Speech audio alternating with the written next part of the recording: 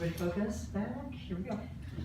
But in this case, the dimensions and demands of a Broadway theater are probably as much to blame as an under-realized production. Maybe that the play's gentle texture, wistful, elegiac, dreaming, would always be dissipated on a Broadway stage, like a subtle perfume borne away by a heavy wind. I chose this quote because it gives you a taste of what the general mood of all reviewers of this play is to come about the set. My purpose today is to show you 3 different productions of Anna in the Tropics and show you examples from these shows. To prepare for this speech, I looked at reviews of the show and looked at pictures for these productions. The productions we will be looking at today are the Royal Theatre in New York, the Hampstead Theatre in London, and the Jungle Theatre in Minneapolis. For our first production, let's look at the Royal Theatre in New York City. Alright, my first piece of evidence comes from a review done by Charles Isherwood for Variety on November 16, 2003. Robert Brill's no-frills, wood-slided set gives the play a sparse, underpopulated look. You're aware of the actors straying around the stage to fill space, when a sense of oppressive emotional intimacy is needed to drive the play to its foreordained violent conclusion. A lone ceiling fan, looking like a forlorn last bud on a barren tree, labors fruitlessly to suggest the steamy atmosphere of a Florida summer. This piece of evidence helps show how the size and design of a set can set the mood or place a tone on the play. It also shows how one piece of set dressing could put you into the play and make you feel the player wants you to feel. My next piece of evidence comes from a review done by Ben Brantley for the New York Times on November 17, 2003. The performers often look small and adrift against Robert Brill's stark wooden set, with pitiless sunlight lighting by Peter Kazarowski. Even as their speech swirls into labyrinths, the characters are most often arranged into horizontal lines. The contrast is presumably deliberate to emphasize the gap between tenor fantasy and harsh reality. This piece of evidence helps show how every element in the play works together. With the set's large size and the effect of natural lighting, the blocking provided by the director, you get a sense of the feeling the play is going for. My final piece of evidence comes from a review done by Matthew Murray on November 16, 2003 for TalkingBroadway.com. Robert Brill's cigar box of a set would probably ideally capture the human stuffiness of the characters' lives before Juan Julian's arrival. But there's no cramped feeling here, despite fine lighting by Peter Kazarowski that establishes the stifling heat of the locale. The production always seems empty around the edges, as if a half dozen key supernumeraries who might add depth to the story and stage pictures just didn't show up.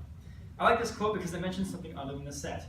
Through the use of the lights, they are able to set a mood of temperature on the stage, yet somehow it still feels empty. Now let's look at a couple examples from this.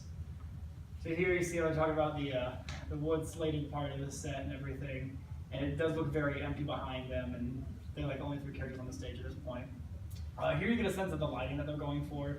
There's like the one central fan lamp above them that's shining down on them, and you get the sense of the lighting all around them. All right. Now that we've discussed this production, let's move on to the Hampstead Theatre in London. My first piece of evidence comes from a review done by Michael Billington for The Guardian on December 1st, 2004. In new Reuben Singham's production strongly affirms the play's sense of community. Against Liz Ashcroft's filmy backdrop of receding telegraph poles, we seem to be watching tensions erupt inside a real family. I chose this because it was hard to find quotes about the set in this production through all reviews. The ones I could find often mention these poles and their use in the play. My next piece of evidence comes from Benedict Nightingale on December 2nd, 2004 for The Times. No killer train roars up past the telegraph poles bordering the long, small-town street that Liz Ashcroft has evocatively designed. You're left to ponder a Florida without lectors and an impending Florida without handmade cigarettes. I chose this quote because, first of all, he has the best name I've ever heard, Benedict Nightingale. And again, it was one of the few I could find that actually talked about the set. They again mention these poles that help set the small-town atmosphere of the play. My last piece of evidence comes from a review done by Peter Heppel on December 6, 2004 for The Stage. Though it is well directed by Indra Reuben Singham, with a fascinating set by Liz Ashcroft, the dialogue is stiff and the acting occasionally uncertain for an essentially American play with a message to unfold. I chose this quote because honestly, this is the only other quote I can find that mentions this set out of every review for this show in London. Plenty of reviews mention acting and dialects, but these 3 quotes that I mentioned were the only ones to actually mention tech. Now let's look at a couple examples. I could only find one picture that actually is from the Hampstead Theatre production, and it's this one. It was on Liz Ashcroft's website, and you can see behind her the telegraph poles they're talking about, and just kind of sense of the lighting they're going for. I included this picture because this is the actual Hampstead Theatre with the stage itself, so I could just show you a general atmosphere of what was going on in the theater. So there's that. All right. Now that we've discussed this production, let's move on to The Jungle Theater in Minneapolis. My first piece of evidence comes from Jay Gabler's review for citypages.com, published on February 15, 2017. Andrea Hillman's elegant set surrounds the characters in rows of book pages mounted as louvres that occasionally tilt open to suggest winds of change blowing through the factory. I chose this quote because I like how they describe the use of book pages on the set. Since one of the main plot points is the book that the lector reads, it's neat to use book pages as set dressing.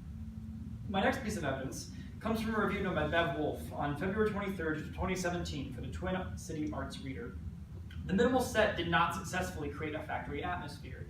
There was not a sense of a larger number of employees listening to the lecture besides the main characters. I chose this quote because it provides a different viewpoint on the set itself. Since it is a factory, the small set couldn't provide a sense of a large work environment that the reviewer was looking for. My last piece of evidence comes from a review done by Katie Frazier for CBS Minnesota on February 20th, 2017. The stage is doused in a golden light, with shutters made of paper that ruffle in a breeze. It is outlined in rolled papers resembling cigars and alludes to a tropical world beyond the walls of the factory. Both the papers representing the shutters and cigars are made from pages of a book, illustrating how the written word surrounds us. I like this quote because it describes the set with a vivid sense of lighting and set dressing. This quote mentions light and the book pages again, giving a mental image of what this set should feel like. I'll show you a couple examples here. So here you can see all the book pages that they're talking about. It's all over the set. And here you see how at certain times they'd have a wind blow through and it would blow the pages up to actually open up the set a little bit. Neat. All right. Now that we've discussed this production, let's move on to the conclusion. Oh no. There's one more. There we go. All right. My purpose today was to inform you of 3 productions of Anna and the Tropics and show you examples from these shows. The 3 productions we looked at today were the Royal Theatre in New York, the Hampstead Theatre in London, and the Jungle Theatre in Minneapolis. I'd like you to take away from this presentation that lighting and the size of a set can help force a certain thought towards the size of an actual location of the play and the temperature surrounding the characters. I'd like to leave you today with a quote from Ben Brantley's review of the original New York production. I feel that it helps showcase the different viewpoints of the play from the reviewers. There's nothing like reading a winter book in the middle of summer, Ophelia notes early in the play. Similarly, for all its imperfections, Anna in the Tropics brings a welcome streak of heat to an especially forbidding November. Thank you.